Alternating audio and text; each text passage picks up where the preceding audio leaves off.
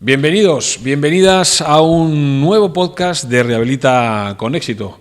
Borja Gabilondo es la voz técnica, ¿qué tal?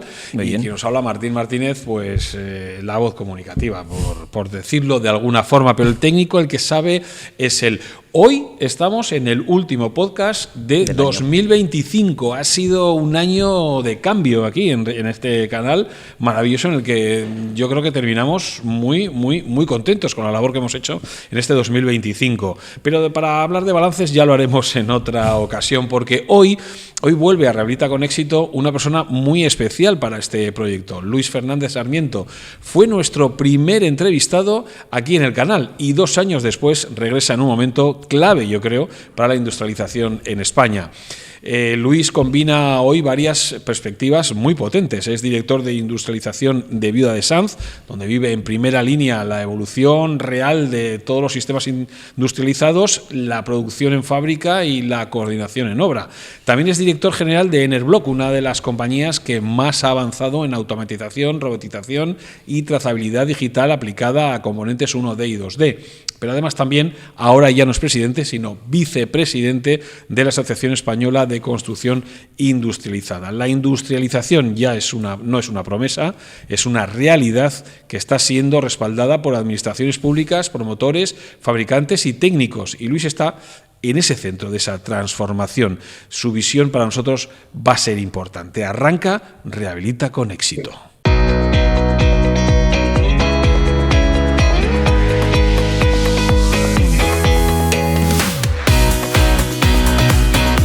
Luis, bienvenido de nuevo, 2 años más tarde. Bueno, pues bien hallados. Buenas noticias, ¿no? Para mí y para vosotros. Yo creo que hemos evolucionado todos, ¿no? Estamos Tú has en la evolucionado, la industrialización ha evolucionado, el canal Rehabilita con Éxito está evolucionando. Sin duda. Bueno, esto todo va bien, poquito ¿no? a poco. Bueno, para situarnos un poquito antes de entrar en materia, ¿qué significa exactamente ser director de industrialización de Viuda de Sanz? Que creo que en la presentación he dicho Viuda de Sanz, sí. Y es Viuda de Sanz. Sí, bueno, significa una gran responsabilidad. Estamos ante un cambio importante dentro del sector. Hay que trasladar un poco los procesos y procedimientos tradicionales a nuevas metodologías y nuevos procesos organizativos, fundamentalmente, en la que la mayoría de los agentes sectoriales pues aún no tienen ni el conocimiento ni el expertise como para hacerlo de manera pues dinámica, adecuada y con certidumbres. Estas cuestiones pues son de difícil o de más lenta implementación, pues que hay que informar, hay que formar, hay que innovar, hay que implementar, hay que arriesgar, ¿no? Hasta cierto punto pues también hay que decirlo, ¿no? Y toda esta coordinación no es sencilla de realizar, ¿no? Entiendo que para nada. Han pasado 2 años ya desde esta entrevista primera, como hablábamos. ¿Cuál dirías que ha sido el cambio más significativo que demuestra que la industrialización es ya una realidad? Bueno, yo creo que los casos de éxito son los que marcan. Son los que marcan el camino. Los casos de éxito, vamos a decir que en todos los que hemos ido desarrollando, que ya en estos 2 años hemos implementado varios proyectos con diferentes componentes 3D, 2D, 1D. Lo que nos ha enseñado es efectivamente a que hay una propuesta sólida y bien fundada por parte de las propuestas del Grupo Viuda, no sin haber cometido alguna cuestión de mejora, rangos de evolución, debido pues a la gran innovación que estos procesos y estos componentes aportan. Entonces, éxito lo hemos ido implementando proyecto a proyecto, cada vez los hacemos mejor. Yo siempre digo que el sexto fue mejor que el quinto mejor que el cuarto, y qué duda cabe que a partir de aquí ya entraremos en una estandarización y en un suelo ya de consolidación, ¿no? Estamos caminando hacia ahí.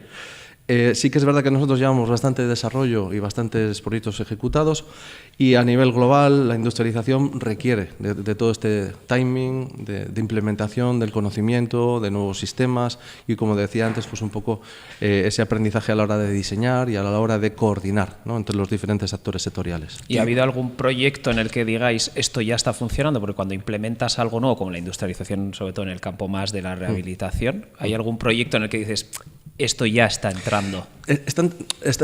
Prácticamente están en todos entrando. La cuestión más difícil el reto más importante o relevante que tenemos es el diseño colaborativo. La industrialización sí que es verdad que tiene importantes inversiones en I+D, en fábricas, en procesos, en softwares y en un montón de cuestiones, pero la parte más importante es la de coordinar a todos, al promotor, al prescriptor, al contratista, para que entendamos cuál es la mejor opción que puede encajar dentro de cada uno de los proyectos, porque no hay un sistema industrializado o un componente industrializado ganador. Hay que adaptarlo pues, a esa parcela, a ese proyecto, a esa necesidad.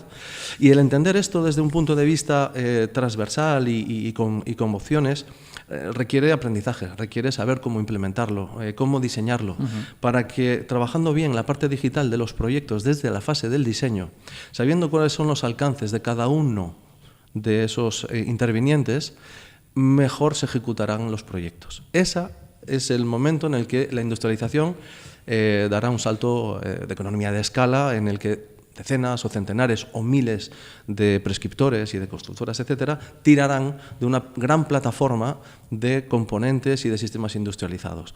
Van a pasar unos años, pero sí que es verdad que ya se ha demostrado que si se hace así y se hace bien, el resultado es óptimo.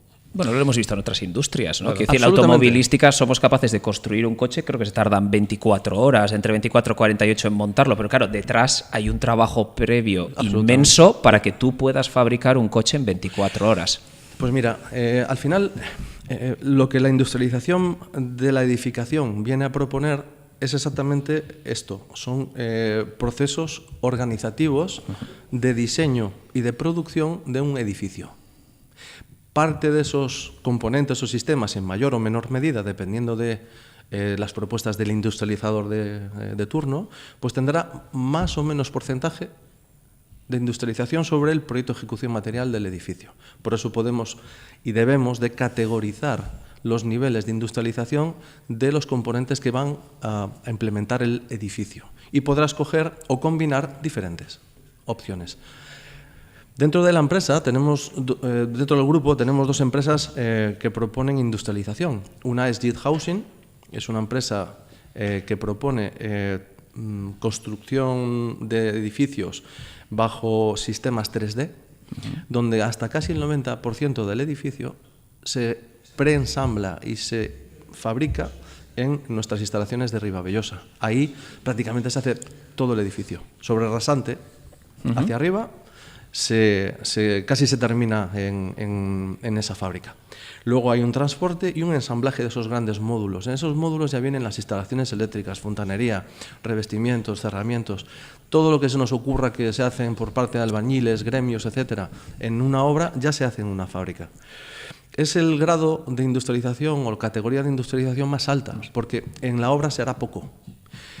Sí, pero requiere una sincronización importante, ¿no? Absoluta. Para que esos tubos encajen con los del módulo, ¿no? Absoluto, pero esto no es otra cosa. De hecho creo que estamos viendo las imágenes de cómo estáis en fábrica construyendo esos módulos. Correcto, entonces esto viene a ser más o menos lo mismo pues, que el ensamblaje de vagones de tren, que de vehículos, etcétera, donde el diseño lo es todo. Si no se digitaliza el diseño y no se coordinan bien todas esas capítulos y todos esos componentes, elementos que estarán dentro de esos 3D, no será viable luego ensamblarlos en la parcela para hacer el edificio de manera milimétrica. Bueno, y no solo el ensamblar, entiendo también la organización, porque es decir, es dónde acopio el material, cómo lo acopio, cómo lo transporto allí al punto de destino, claro, si tú organizas todo ese proceso eres mucho más preciso, porque tú por mucho que tengas piezas ya prefabricadas, si luego allí en obra no sabes dónde dejarlas, tienes problemas para transporte, ahí evidentemente pierdes muchísimo tiempo. Entonces, claro, me imagino que será todo el proceso. Absolutamente todo.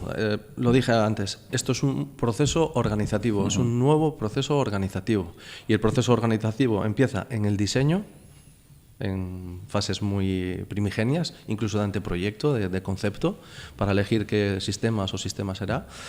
Pero efectivamente ahí se integran la cadena de proveedores, los procesos en proceso industrial, los transportes, la logística, la accesibilidad, el ensamblaje, el acopio en la obra, la coordinación con otros gremios o con el contratista si lo hubiera, Y con todo esto se organiza la ejecución de un edificio.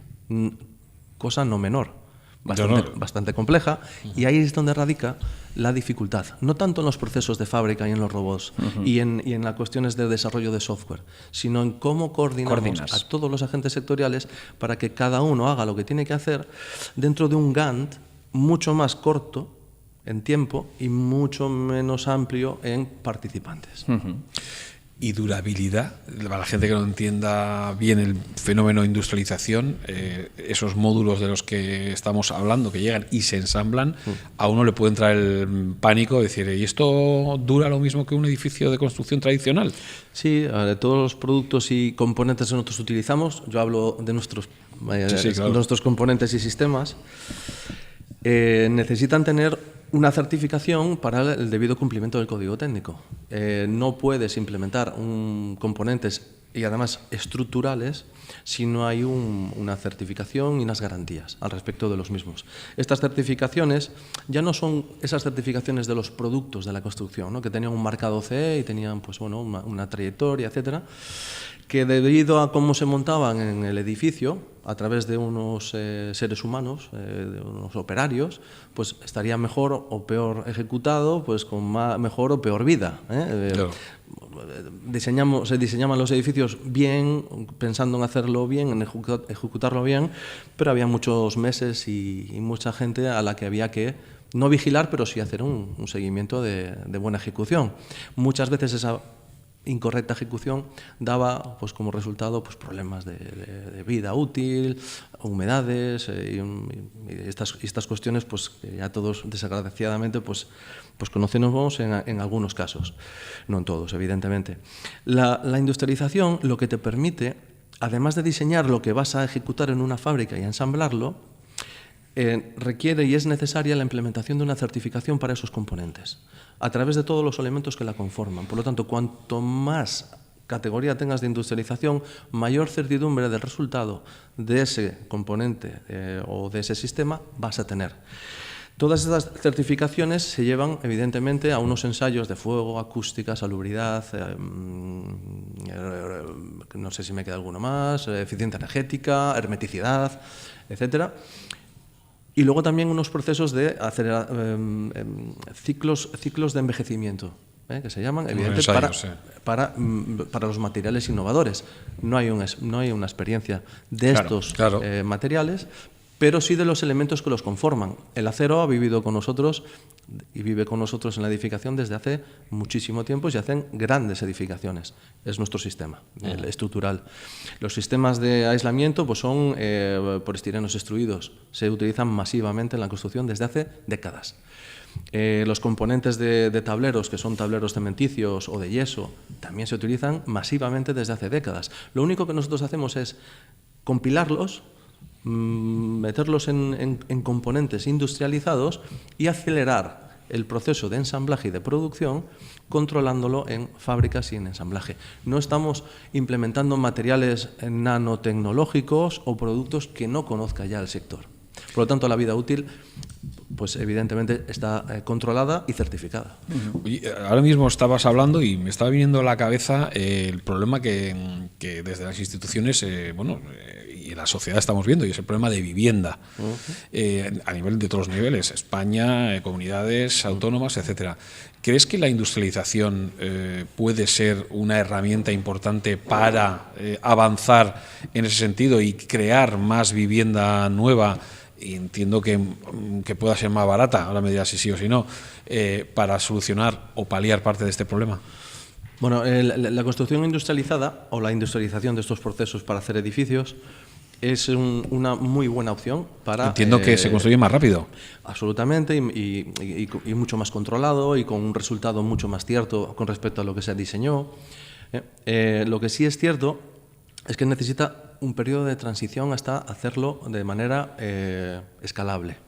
Lo primero que tenemos que entender o tener en cuenta es que la actual regulación de la edificación, sobre todo en la parte pública, está muy vinculada a la ley de contratación pública. en la que se hacen unas indicaciones al respecto de cómo se deben de presentar las plicas, los pliegos. Esos pliegos primero se hace un pliego para un proyecto, pues para arquitectura, etcétera, se asigna, se desarrolla ese proyecto y luego pues hay otro pliego para la adjudicación de esa construcción. Es un proceso lineal, vamos a decir. Eso no es viable. Esa no es la manera, no da viabilidad a la industrialización, porque como recordáis os dije que el proyectista, los sistemas industrializados, el contratista incluso y el promotor tienen que trabajar ya desde la fase de diseño. Ese diseño colaborativo no encaja bien o tiene ciertas excedencias con la ley de contratación pública, lo cual ha generado pues eso, pues algún que otro pues, conflicto o bueno... Sí, es un problema escenario no adecuado, ¿no? Vamos a decir. Esto lo han entendido bien las administraciones públicas. Hace 2 años y pico, Visesa sacó lo que se denominó el diálogo competitivo, que era una manera de implementar a través de la colaboración de arquitectos, industrializadores, contratistas, una propuesta en colaborativo, entrando pues diferentes opciones. Se presentaron muchas.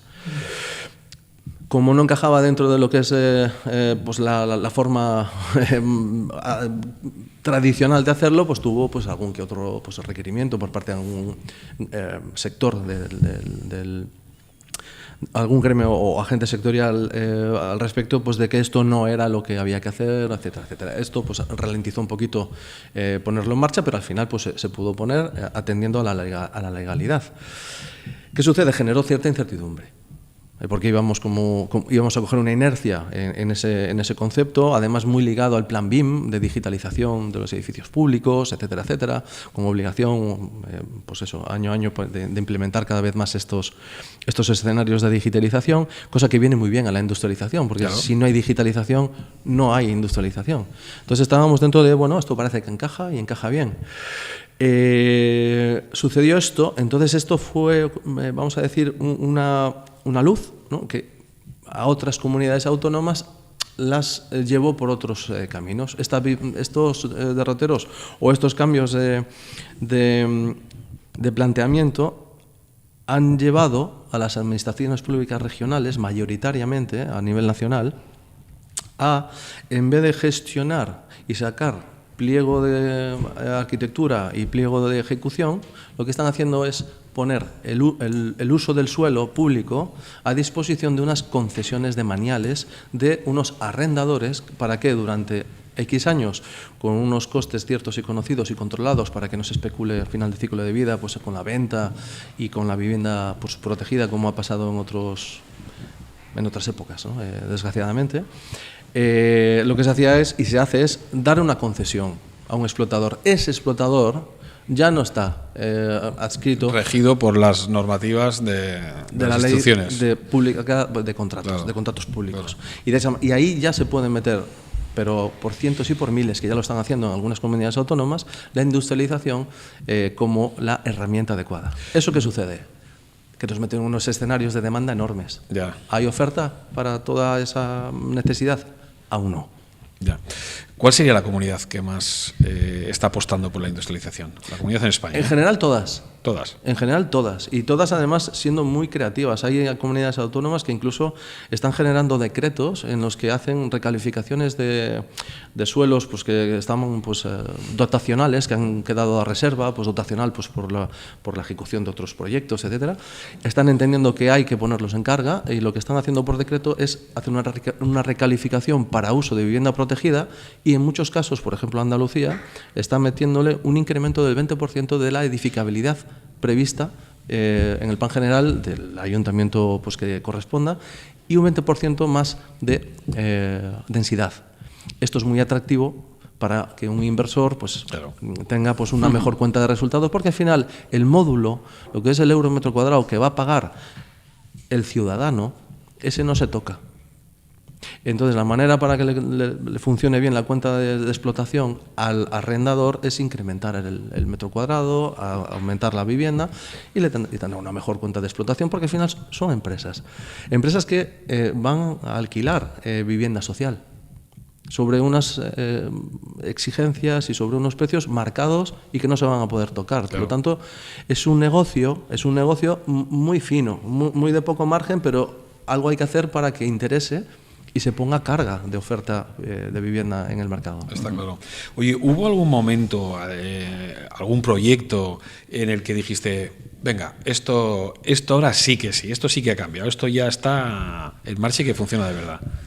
Yo lo que creo es que a nivel nacional, si os parece, os hago un análisis a nivel nacional. Aquí en Euskadi han sido pioneros y están siendo muy disruptivos y están muy por la labor de la industrialización. Lo que sí que es cierto es que como tienen estas estructuras, o hay estas estructuras de promoción a través de Visesa y de explotación alquiler a través de Locavide, pues están en ese modelo, digamos, de vivienda pública.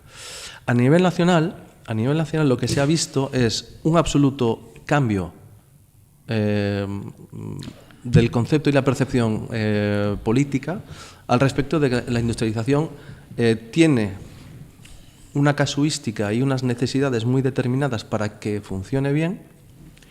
Están haciendo el trabajo para facilitar la implementación de la misma, pero hace falta un par de cosas. Un par de cosas es, uno, que haya una cierta normalización, que entendamos para hacer una baremación de una administración pública al respecto de que el pliego que presente ese explotador o ese concesionario le están pidiendo que sea sostenible, que los índices de sostenibilidad ya están bastante bien definidos, ya hay una normalización, hay una norma, hay unos requerimientos, eso es fácilmente baremable, pero en industrialización no. Hay, pues eso, palabras semánticas que muchos utilizamos, pero a veces llamamos a la misma cosa de diferente manera, claro, o incluso de diferente manera a lo que es lo mismo. Entonces hace falta esa norma. Esa norma la propusimos desde la asociación hace 2 años y se puso en marcha este año. Este año se puso en marcha. Participa absolutamente todo el tejido sectorial, desde órganos colegiados de todos los agentes sectoriales, varios ministerios, todos los institutos tecnológicos, asociaciones de toda índole. O sea, está muy bien armada porque nos afecta a todos. Se ha conformado un subcomité a nivel nacional, lo preside el Ministerio de Vivienda, lo conforman más de 50 participantes diferentes, como os acabo de comentar. Es tan grande que se ha generado dentro del subcomité un grupo de trabajo un poquito más pequeñito para que se articulen las reuniones, pues a lo mejor un poco más dinámicamente. Y luego hay un grupo de redactor, de 5 redactores, entre los que me encuentro. Por lo tanto, es una responsabilidad enorme. Total. Pero sí que es verdad que es súper ilusionante que se estén dando esos pasos. Okay. Somos el primer país que va a normalizar y que está normalizando la industrialización a nivel europeo. No hay norma europea, por eso podemos hacerla a nivel nacional. Esto es tan relevante como que hace aproximadamente 4 semanas la Comisión Europea, a través de la Comisión de Crecimiento Económico, se puso en contacto con las diferentes asociaciones nacionales para implementar un documento que el gobierno actual de Dinamarca, que está en su periodo de presidencia de la Comunidad Económica Europea este semestre, quiere sacar antes del 31 de diciembre un documento para actividades de transformación económica para la activación, tipo Next Generation, vamos a decir, sí. Pero con otro calado ya más vinculado a temas de sostenibilidad, etcétera, en el que uno de los 3, es la construcción industrializada. Estamos adquiriendo ya una notoriedad ciertamente relevante, pero se entiende que faltan cosas por hacer para que esto quede bien ordenado. Tenemos una reunión próximamente, este próximo viernes, previa, y el día 15 estamos en la Comisión Europea para presentar a comisarios las propuestas que desde España, como disruptor o como país que está desarrollando este asunto de la norma a nivel nacional, vamos a proponer para generar una norma a nivel europeo. El tema de la vivienda es un asunto de extrema necesidad a nivel europeo. Aquí también es una cuestión y la industrialización se está valorando y evaluando como una opción muy viable para que aporte porcentaje, no para que lo cambie absolutamente todo. Necesitaríamos unas inversiones enormes para poner en carga una industria lo suficientemente solvente y potente como para dar salida a los cientos de miles de viviendas que se necesitan. Que se ha hecho también algo súper relevante, la creación de un PERTE. Un PERTE es un proyecto estratégico de recuperación y transformación económica. Hay 12 en España, están vinculados a diferentes actividades económicas, vehículo eléctrico, agua, y una serie de actividades que han entendido desde el gobierno que tienen que ayudar. Sí. Exactamente.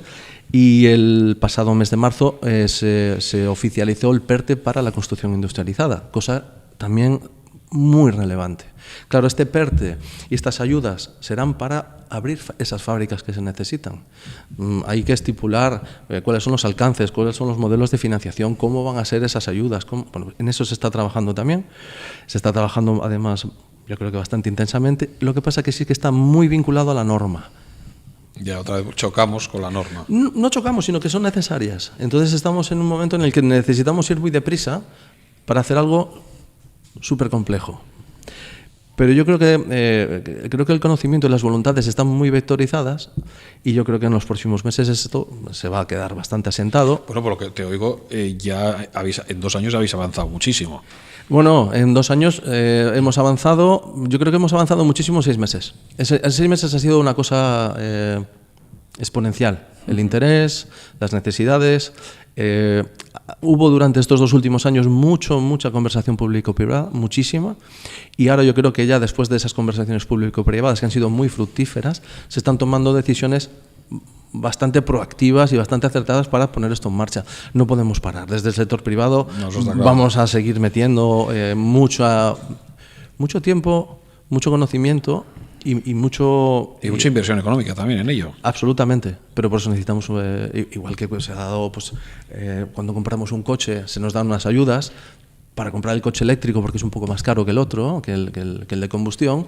Pues la industrialización, volviendo a tu pregunta, cuánto de más cara es, etcétera, teníamos una diferencia de coste mucho mayor hace un par de años que ahora. En la construcción tradicional, debido a la falta de mano de obra y al incremento de los precios de los materiales de la construcción, ha ido incrementando su euro metro cuadrado, incluso dejando en algunos casos proyectos sin poder ejecutar porque no había viabilidad económica. Hay zonas de España que están bastante peor que Euskadi, en el que el precio pasó de 850 o 900 euros el metro cuadrado y están en 1.300 euros el metro cuadrado, en construcción tradicional. Claro, para un industrializador ese impacto no es tan grande. Ya estábamos ahí. Entonces, como nuestros costes no dependen tanto de una intensiva mano de obra, sino de procesos más controlados, vamos a decir, en menos tiempo, pues estas cuestiones a nosotros no nos afectan tanto. Entonces, ese delta que había cada vez se va disminuyendo. No estamos tan alejados. La cuestión está en el momento en el que nuestras fábricas tengan una colmatación de su capacidad productiva, podremos ser incluso más baratos. Volviendo a la construcción industrializada, cuando hablamos de reducción de plazos, que estábamos hablando de ello, ¿en qué fase se gana o se está ganando más tiempo? ¿En el diseño colaborativo, en la fabricación, en el montaje, en la logística? Vale, en el diseño se tarda un poco más porque se elabora... Yo entiendo que sea la parte más lenta, ¿no?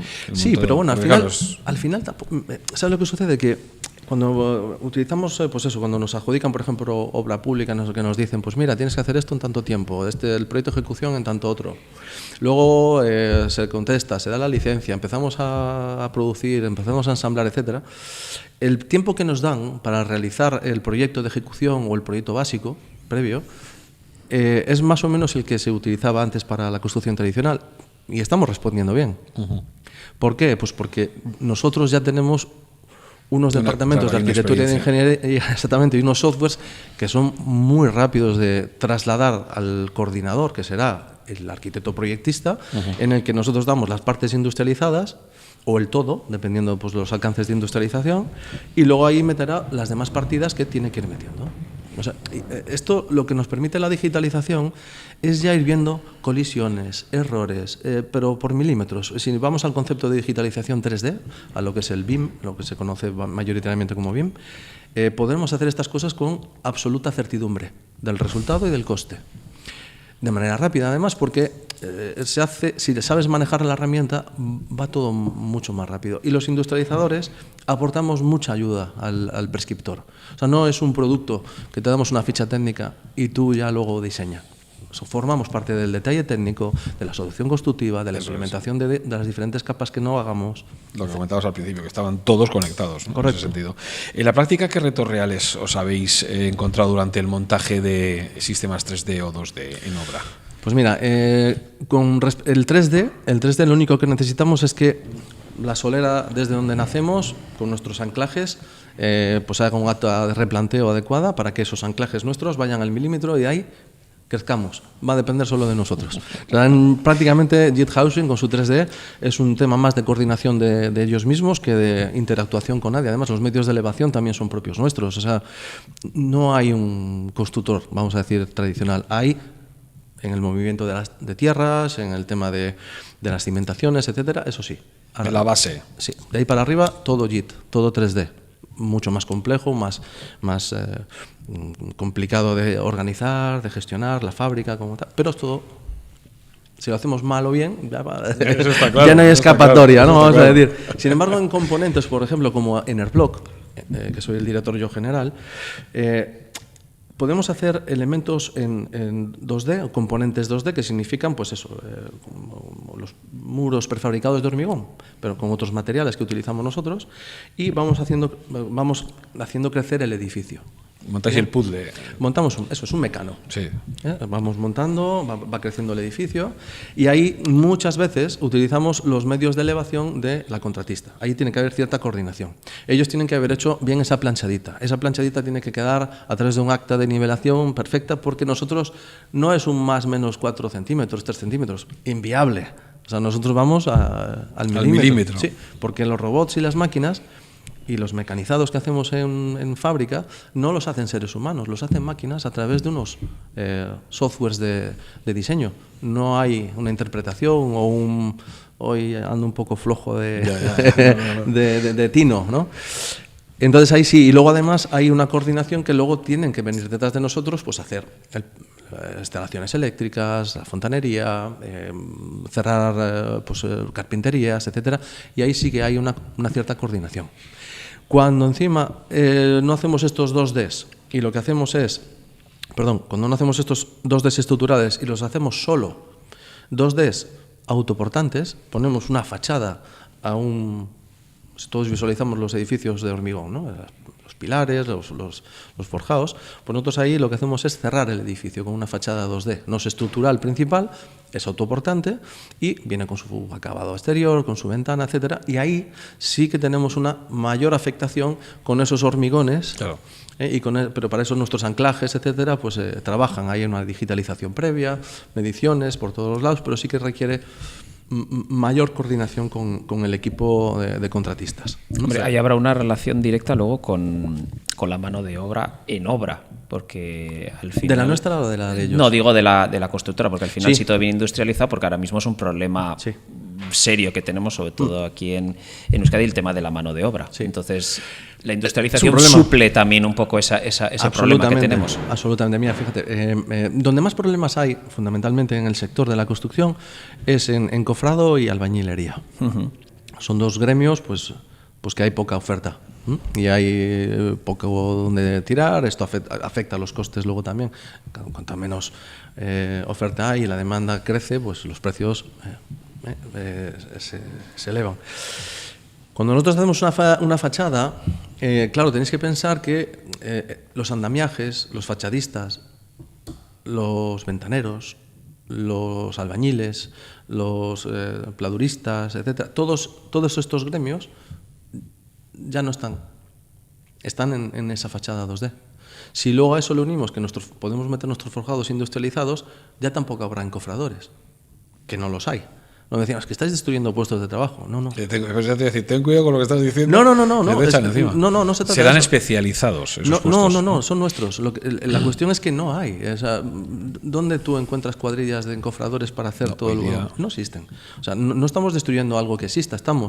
Ese hueco de necesidad lo estamos pudiendo aportar desde la prefabricación, desde la industrialización, con equipos de muy poca gente. Son cuadrillas, nuestras cuadrillas de ensamblaje son 3 personas, donde tenemos gentes en las fábricas, que tenemos, pues depende de la fábrica de Digit Housing o de Neuroblock, pues más o menos gente dependiendo del alcance de lo que hagamos, si es más estructural o si es más autoportante.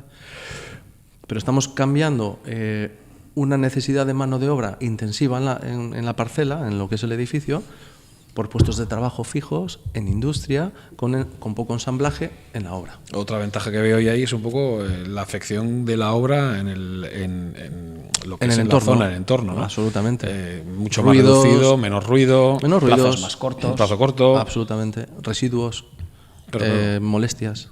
Sí, está claro. De repente, bueno, ahora estamos terminando un par de edificios, estamos con Jet Housing, estamos terminando ahora un proyecto, el diálogo competitivo de Visesa, obra pública, 3D, Sopela, estamos terminando. Claro, de repente, pues en 5 meses no había nada y ahora hay un edificio, ¿no? Imaginaros esto, pues para los vecinos de al lado, pues ya encima con una autogrúa, no hay pica, no hay taladros, es todo...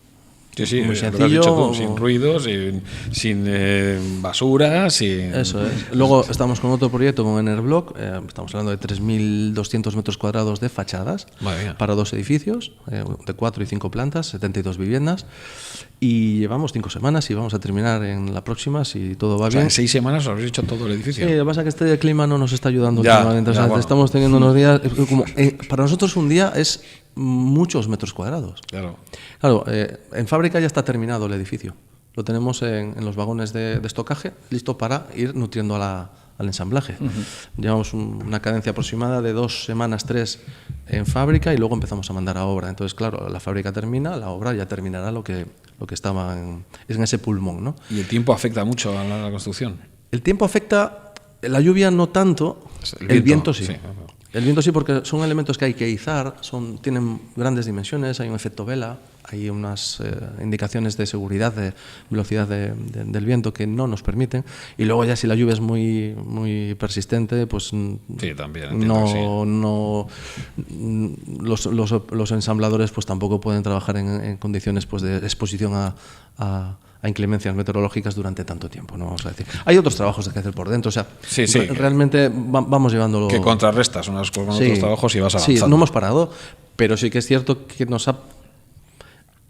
ese planning que teníamos tan concreto de industria, tan industrializado, hemos tenido que decir, no, ahora tenemos que parar esto porque no hemos, por ejemplo, montado los petos de cubierta, entonces dejamos esto porque no podemos acceder y, bueno, pues montamos aquí abajo. Entonces, este movimiento de arriba para abajo, etcétera, no paras, pero no eres tan efectivo y productivo, ¿no? Está claro.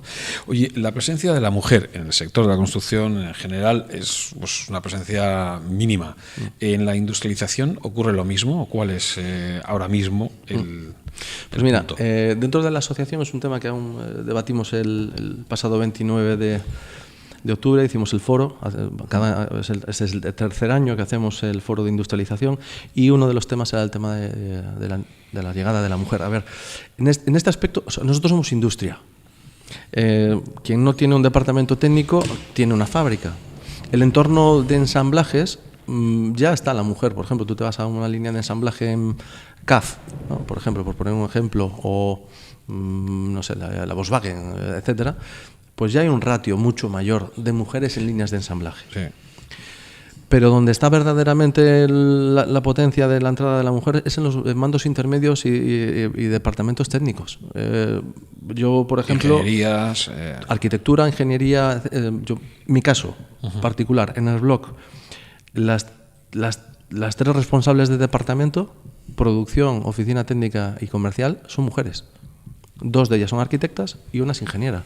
Dentro del departamento técnico, el 50% del personal son mujeres. Sin embargo, cuando nos vamos a la parte de producción, a la nave, solo está la directora, la jefa de producción, la directora de producción, y el resto son hombres. Pero no porque hayamos puesto una barrera o no, porque simplemente ellas no quieren. No acceden, no vienen a las entrevistas. O sea, bueno, lo diré, cuando hacemos una llamada pues para la contratación, una oferta un proceso, de empleo, un proceso. siempre el proceso de contratación lo ponemos y está abierto. Hemos entrevistado 2 mujeres. El perfil, por ejemplo, para nuestra fábrica son formación profesional superior, en robótica, en automatismos, en mecatrónica. Entonces, claro, tampoco hay a lo mejor muchas mujeres que pues eligen estas vías. Nosotros lo vimos en la escuela de construcción, de la construcción de Euskadi. Había más mujeres, sí. Había más mujeres, pero que el ritmo pues todavía era un poco lento, más, sí. Era más lento, eso está claro. Pasa que no es tanto construcción, esto es más sí. industria. Entonces, que dentro de lo que es el sector, pues eso ya sé que es más industria, pero bueno, que en el sector de la construcción también que va poquito a poco, pero que muy poco. Aunque en el blog tiene procesos ya muy automatizados, todavía entiendo que habrá margen de mejora. ¿Qué operaciones ves más preparadas para la robotización de este sector? Pues las que sean repetitivas. Los robots se utilizan en aquellos procesos que son repetitivos. ¿Qué sucede? Ya me gustaría a mí poder estandarizar más lo que hacemos a través de repetición de producto. Seríamos mucho más económicos, más baratos. Si yo repito mis 2Ds todos iguales, claro, pues entonces alcanzaría alcanzar el margen de contribución sería más sencillo, podríamos dar unos mejores precios, etc. ¿Qué sucede? Que tenemos que adaptarnos a unos edificios que por arquitectura y por diseño deben de ser como deben de ser. Por lo tanto, en encontrar ese equilibrio entre el coste de producción industrializado y la necesidad del coste euro metro cuadrado de edificio, podemos hacerlo gracias a la implementación de algoritmos y de software. Esto es lo que creo que ha dado, hoy está dando un factor diferenciador. Nosotros tenemos unos softwares que coge todo el edificio y nuestro algoritmo, todas las piezas, las mecaniza, las corta y los desperdicios de esas piezas estándar las reubica en otras partes del edificio para reducir los residuos, por ejemplo. Eso que lo hiciera un ser humano serían días. Sí. ¿Bien? Y ya no te digo, para el diseño, ya no te digo para medir flexiómetro, cortar, ruido, residuo, etc. Todo eso lo llevamos a un robot. Directamente desde el diseño de arquitectura, a través de CAD/CAM, generamos los archivos y va a la fábrica. No hay un programador, ya hemos trazado toda esa digitalización del diseño a la fábrica. Esos procesos de mecanizado y corte son robotizados. La fabricación de los paneles, totalmente automatizada. La mecanización y fabricación de las estructuras, que vienen esta vez desde la parte de ingeniería, viene absolutamente detallada e indicada por parte del departamento de ingeniería y envía otra vez los archivos directamente a nuestra máquina y ella es la que corta, mecaniza, etcétera. Entran metros lineales de acero y salen ya fabricados, cortados y mecanizados. Esto más ya no se va a poder mejorar. Luego sí en las zonas de ensamblaje, en la unión de esas estructuras con esos otros componentes para generar los 2Ds, ahí estamos semi-automatizados. Aún hay ahí mucho ensamblaje, mucha mano y mucha herramienta, ¿no? Eso está claro. ¿Se podrá industrializar o se podrá robotizar? Sí. ¿Tenemos el volumen para hacerlo? No. ¿Qué necesitamos? Mayor demanda. Claro. En el momento que tenemos mayor demanda, robotizamos y automatizamos. Hablas mucho de software, de mucho software. ¿La IA, la inteligencia artificial, se está introduciendo dentro de la industrialización o eso de momento todavía...? Yo creo que la sociedad aún no sabe muy bien cómo implementar la IA. La IA se puede utilizar para todos los ámbitos de nuestra vida, tanto profesionales como personales. Lo que los directivos y responsables de las empresas estamos haciendo es entender cómo la IA nos puede ayudar o cómo nos puede aportar valor a esos desarrollos de digitalización que ya tenemos. Os he hablado de un algoritmo, etcétera. Eso ya tiene ya tiene un motor, ya tiene un pequeñito agente que ya hace ese trabajo. Pero eso viene por parte del desarrollador del software, no tanto nuestro. Lo que sí tenemos, por ejemplo, es, como tenemos toda la fábrica digitalizada, todos nuestros 11 subprocesos dentro de Enerblock los tenemos absolutamente digitalizados a través de un MES, que es un software de gestión de producción. Todos los datos, lo que estamos generando es un gran Big Data. Una vez que tengamos todo eso digitalizado durante varios meses o incluso varios proyectos, sí ya podremos implementar una IA. La IA lo que hace es esa materia prima de datos, ese gran Big Data, cocinarlo para encontrar un predictivo o un prescriptivo de mejoras. Eso lo hace fenomenal. Aún no tenemos todo ese gran Big Data como para poder implementar una IA. Llegará el momento y está previsto. Pero creo que todo necesita un cierto desarrollo. ¿Qué errores de diseño se repiten más? ¿Y cómo pueden evitarse desde la fase inicial del proyecto? Estamos hablando... ¿En industrialización? En industrialización, sí. Estamos En hablando de... No hay errores, querido. No, os lo digo muy en serio. Bueno, pero en el diseño, por ejemplo... A ver, esto no es demagogia, ni mucho menos. O sea, oye, que genial. No, pues si no hay, no hay. No, a ver, nuestros componentes, tanto de muro como de forjados, como de fachadas, etcétera, ya están prediseñados. Ya se le denomina módulo elemento. Ya está conformado con todas sus capas, etcétera. ¿Podemos tener algún olvido humano a la hora de poner una línea y tal en el encuentro con una ventana y tal? Pues puede ser, pero no es lo habitual. No es lo habitual. Gestionar toda esa cantidad de información, muchas veces sí que esa actualización a veces genera errores y entonces los estamos no, más que errores, muchas horas. No se peta el software, por ejemplo. No se peta. Es industrial. Sí, se nota. Sí. Entonces, claro, hay cosas que te deja hacer y otras te pide que hagas. Claro. Por eso lo hemos desarrollado así, para que no haya una libertad para tú poder hacer lo que quieras. Hay un encorsetamiento de posibilidades y a partir de ahí, pues bueno, nuestro sistema es el que es y luego, oye, pues le vamos a meter una ventana X y le vamos a meter un revestimiento el que quieras. Bueno, pues en esa implementación sí que hay que hacerla de manera tradicional, desastre. Ahí sí es posible que se pueda cometer algún error, pero tenemos mucho cuidado de que no, porque todos esos detalles y todos esos diseños, sacamos unos informes al terminar el diseño arquitectónico y esos informes van a una gran macro de manera automatizada que si algo no cuadraría, saltan unas ciertas alarmas. Claro. ¿Vale? Entonces, antes sí, eso lo hacíamos de manera manual, con muchísimas horas de trabajo por parte del departamento técnico, y ahora lo hemos automatizado a través de informes y captura de información vinculada a todo ese Big Data que sale de los softwares de diseño. Muchísima información, eso está claro. Bueno, hablábamos, ¿te acuerdas al principio de que las administraciones públicas parece que están apostando por la industrialización? ¿Cómo está afectando esta demanda a las capacidades productivas y a la planificación tanto, por ejemplo, de Viudasanz como de Enerblock? Hay un interés y hay una demanda, pero aún no han llegado los pedidos masivamente como los que necesitaríamos tener. La gran demanda en industrialización pública en volumen, no en porcentaje. Os hablaba antes que todas están queriendo hacer. El gran volumen está en Madrid, en la Comunidad de Madrid, empieza a estar en Andalucía, va a estar en Cataluña y en Levante. Fundamentalmente, este es el 80% del tirón a nivel nacional en vivienda pública. Sí que es verdad que además de vivienda se pueden hacer otros edificios, colegios, hospitales, residencias de tercera edad, cualquier cosa que se os ocurra, un edificio se puede industrializar. En ese sentido, pues bueno, también se están dando pasos. Pero para colmatar una fábrica potente como las nuestras se necesitan muchos proyectos, muchos. Y desarrollar esos proyectos necesita un tiempo de desarrollo, de diseño.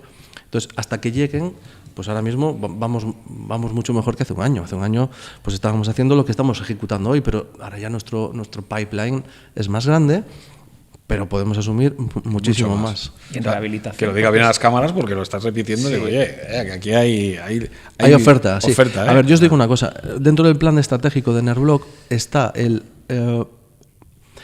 trasladar este modelo de negocio y de industrialización a diferentes regiones del país, porque hay que estar cerca de los proyectos. No podemos ejecutar un proyecto para Madrid. No podemos, no. ¿Se podría? Sí. ¿Sería viable? No. Entonces, lo que sí podemos hacer, gracias a la digitalización y la posibilidad de escala de la industria, es replicar este modelo en diferentes puntos del territorio nacional para aportar oferta, que desde alguna administración pública ya se nos ha pedido. ¿Cómo veríamos la posibilidad de llevarnos allí capacidad productiva para esa vivienda social que necesitan, debido a que ya hemos hecho proyectos están funcionando muy bien y quieren tenerlos Sí, porque en un allí. momento dado, si la demanda fuese muy alta, porque hubiera una apuesta por la vivienda pública en una comunidad muy fuerte, podríais implantar una fábrica allí mismo, ¿no? Lo vamos a hacer. ¿Y en qué comunidad? ¿O no se puede decir? No, bueno, a ver, las que se han puesto en contacto directo a través de terceros es Cataluña y Andalucía, fundamentalmente. En Madrid no hace falta porque ya tenemos proyectos y ya estamos haciendo. Claro. Pero en otras ya se nos ha pedido, oye, a ver, Cataluña, por ejemplo, va a sacar 60.000 viviendas. Es un paquete muy ambicioso. Claro, han entendido quién las va a hacer. Entonces, ¿a quién están llamando? Pues a los stakeholders a nivel nacional que tienen Esa capacidad. esa capacidad de decir, oye, ¿usted qué hace? Hay mucha industrialización en vivienda unifamiliar en España, hay que decir. Sí. Pero la vivienda social o protegida, mejor dicho, está en bloque de edificio. Claro. Hacer industrialización en bloque de edificio... Es que es la solución para lo que decíamos al principio, para que esa construcción primero sea rápida, se pueda construir más y el precio pueda encajar perfectamente. Entonces, lo que preguntan es, si esto que estáis haciendo es viable y estáis haciéndolo ahí, ¿por qué no lo replicáis aquí para tener oferta? Bueno, la cuestión es, hacer una inversión sin demanda es ciertamente riesgoso. Entonces, es un poco cómo podemos garantizar que haya esa demanda para que en un periodo muy corto de tiempo, tengamos una fábrica operativa de ensamblaje, porque todos los componentes, mecanización, etcétera, software, va a estar aquí, va a seguir estando en Euskadi. Lo que vamos a llevar allí son trocitos pequeños de un gran edificio para que se ensamblen en esa zona, en los 2Ds. Lo mismo que ocurre con los coches, ¿no? Para que se haga ya... Básicamente. Si se ensamblan, otros lo que decía Borja, ¿no? Por ejemplo, mira, algo un poco más así de que quizás lo entendamos todos, o que sea más sencillito. Tú en una furgoneta puedes meter ¿cuántos muebles de IKEA desmontados? Bueno, de hecho los 30, 40, no sé. No sé. Estanterías de estas. Sí. Vamos a decir. De hecho, los diseños del packaging en IKEA se crean para que te encajen más en menos espacio. Correcto. ¿no? Bien, eso es el concepto de fase 1 de Enerblock. Es ese mecanizado, esas piezas, ya está todo. Y con una simple llave lo que haces es ensamblar. ¿Dónde? En tu casa. Pues en este caso es desde Euskadi, se mandará a las diferentes comunidades autónomas y eres capaz de mandar un gran volumen de edificación con muy poco transporte. Y ya en el punto de ensamblaje cercano a la obra, hacer los grandes volúmenes en 2D para ensamblar. ¿Ese transporte cómo es? ¿Con camión o en tren? O... Los componentes. Sí, estamos hablando de una gran oferta, claro. Si hablamos sí, de una los oferta. componentes van en tráiler. Fundamentalmente Tráiler. van paletizados, un tráiler normal y corriente. Los 2Ds nuestros tienen unos sistemas de transporte especiales, diseñados también por nosotros, para que las fachadas vayan de pie, bien arriostradas, con sus acabados, etcétera, y también van en unos transportes no especiales, pero sí genéricos. O sea, son un poquito más altos de lo normal, entonces tenemos que ir a unas plataformas un poco más bajas, pero no son estos Pero grandes... no requieren de un coche, que es más rápido. Correcto. Entonces, bueno, pues eso también ayuda bastante. Sin embargo, JIT Housing sí mueve módulos especiales con 4,5 metros de ancho, hasta 10 de largo, y esto sí que a veces pues, Sí, requiere. ¿Qué sucede? La logística es vital para la sostenibilidad por el CO2 embebido de lo que estás implementando en tu propuesta de componente industrializado, a costes, kilómetro... Accesibilidad, hay proyectos que no pueden acceder a esos transportes y ya te quita esa opción dentro de las posibilidades. Y también una coordinación, que es las fábricas forman parte del proceso, pero es que el ensamblaje en obra, exactamente igual, os comenté antes que hay una relación íntima entre la producción en fábrica, el estocaje, la logística y el ensamblaje en obra. Si algo falla en toda esta cadena, afecta a todo. A todo, claro. Por eso entendemos que el proceso no es solo de fábricas, es hasta el ensamblaje en la obra y su logística correspondiente. Está claro. ¿Y en rehabilitación? Porque claro, estamos hablando... Iba a preguntar eso, porque hace 2 años dejamos esta cuestión, ¿te acuerdas? Sí, el tema un poco de cómo implantarlo en rehabilitación, que ese es el gran centralizada. reto, porque obra nueva al final partes de un lienzo. ¿Se ha avanzado blanco. algo en estos 2 años? Poco. Ya entiendo que es un sector muy difícil de momento, ¿no? No. Estamos hablando de viabilidad económica en un sector constructivo. Es un tema de recursos nuestros. Vamos a ver, tenemos los recursos que tenemos. Hay un desarrollo para obra nueva que ya venía y que ya estaba pues con una inercia determinada y ahora hay que ponerlo en valor y continuar. Sí que es verdad que dentro del grupo, sabéis que tenemos un agente rehabilitador, Mugabi. Mugabi, sí. Tenemos una fantástica empresa referencia en rehabilitación que es Cursal. Y nos podéis imaginar las veces que el director general nos ha pedido podemos hacer balcones prefabricados, núcleos de comunicación prefabricados, fachadas industrializadas. La respuesta es sí. La cuestión es que hay que desarrollar. Hay un proceso de desarrollo en el que los recursos, al no ser infinitos o no tener no tenemos un maná ahí detrás, ¿no? Que dice, venga, echaros ahí 2 años que no va a faltar absolutamente nada. Bueno, pues se están haciendo cosas. Estamos muy próximos a poder hacer alguna propuesta, pero sí que es verdad que el que industrialice bien se va a llevar incluso más porcentaje, digamos, de éxito, va a tener un océano de oportunidad mayor que en obra nueva incluso, si me apuráis. O sea, me estás diciendo que la rehabilitación industrializada podría ser en un futuro no muy lejano. Mucho más disruptiva incluso que... Sí, porque la rehabilitación es un trabajo tremendamente dependiente de mano de obra, de tiempos, de afectaciones. Sí, eso es verdad. Entonces, el salto, si se da, y se da técnica y económicamente bien, tendrá una viabilidad ¿Y cuánto tiempo calculas que eso se va a necesitar para que se den esas características de las que nos hablas? Yo más que de tiempo, yo creo que es un tema de recursos, ¿no? Si desde arriba se nos brindan recursos... Y estamos otra vez a lo mismo, faltan proyectos, ¿no? No, en este caso no. Cursal tiene un montón de proyectos. El asunto es que no hay un trabajo previo de ingeniería, el arquitecto... O sea... Los edificios en rehabilitación tienen una afectación para la industrialización mucho mayor que la obra nueva. Las desviaciones en obra nueva pueden ser de más o menos 2 centímetros, 3 centímetros. En un edificio pueden ser 15, 20 centímetros de desplome de un edificio. Tienes que encontrar anclajes adecuados para solventar esa planimetría. Tienes que encontrar unos anclajes específicos para cualquier tipo de edificio, independientemente de cuál sea su piel, de cómo esté esas catas a forjado, de las resistencias. Hay unas afectaciones más heterogéneas, más amplias que en la construcción, que en la nueva construcción. Esa es un poquito la dificultad. Entonces, para solventarlas todas y aportar un sistema que encaje bien y que sea viable y que sea certificable, tienes que meterle tiempo. Porque hay cosas que se han hecho y no están del todo redondas, vamos a decir. Y no es el grupo Bioda un grupo que le guste poner algo que no esté bien redondo. No, está claro. Con lo cual, podemos decir que en estos 2 años, desde que estuvimos por primera vez, se avanza mucho en la construcción industrializada, la rehabilitación sigue estancada. No, ya hemos generado grupos de trabajo, y estamos trabajando. Bueno, ¿estáis en ello? Sí, pero no tenemos una propuesta para el mercado. Eso es ¿podríamos haberlo hecho con un poco más de recursos y posibilidades? Absolutamente. Lo que pasa es que, bueno...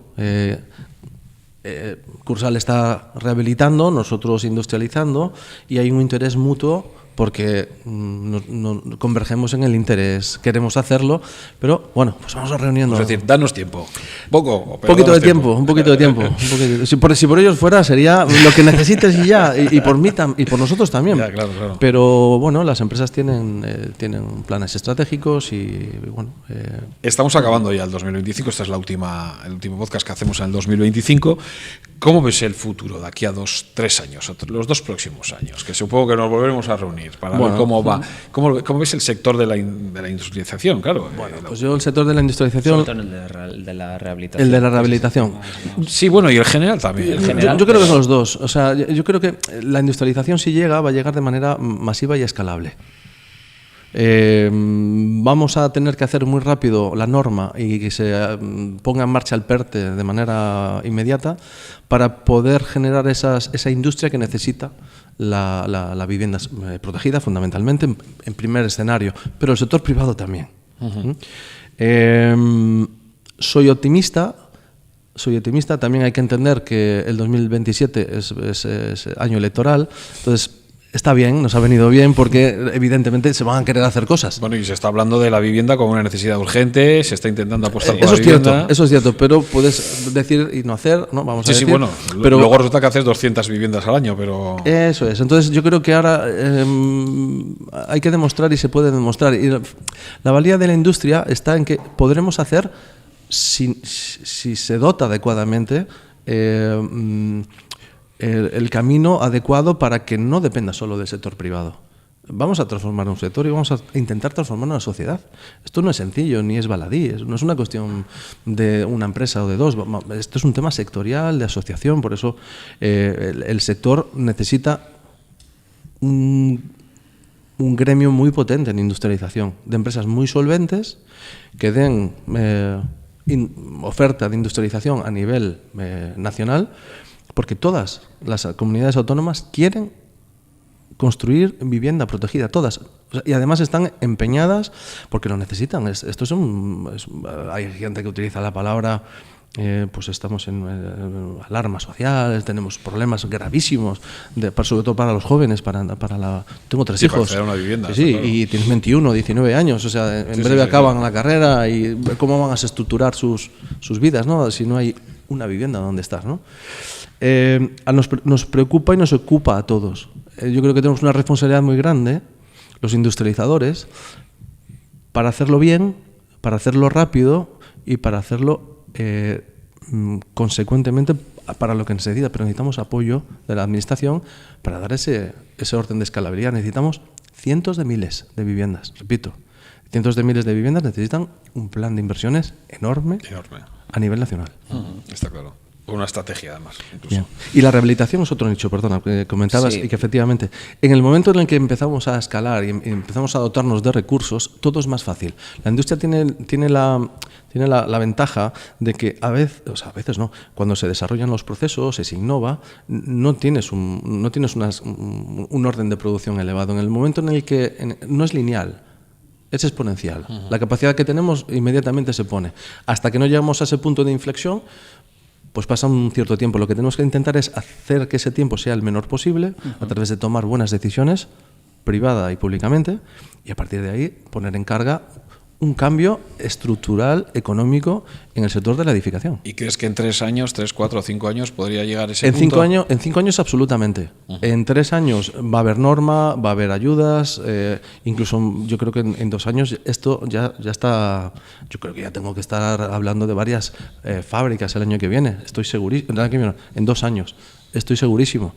Y que, por ejemplo, hace 2 años, por ejemplo, industrializar masivamente lo estaba haciendo Madrid. Y ahora lo está haciendo más aún y están otras comunidades haciendo lo mismo. Esa demanda no existía. Claro. Ese concepto y esa apuesta decidida no existía. Se han dado cuenta que hay que hacer esto y esto. Hagámoslo rápido y bien. Está claro. Pues Luis, gracias por estar con nosotros. Ahora llega el momento de descansar un poquito, de que lleguen las Navidades. Sí. Después de las Navidades volvemos de nuevo a la carga. Yo no sé si el portal de Belén estaría industrializado o no, pero seguro que lo conseguiríais hacer. Eso está claro, cada uno que se lo monte en casa como quiera y disfrutar de todos están industrializados. Se hacen una fábrica esos portalitos. Eso. Luis, es que ricasco por estar con nosotros. Gracias. Bueno, Borja, nos vemos el año que viene. El año que viene con más. Y a todos vosotros, pasad una Navidad maravillosa, fantástica, y aquí os esperamos en enero con nuevas propuestas y con muchos nuevos programas. Mientras tanto, rehabilitaconexito.com, tu portal, no te lo pierdas.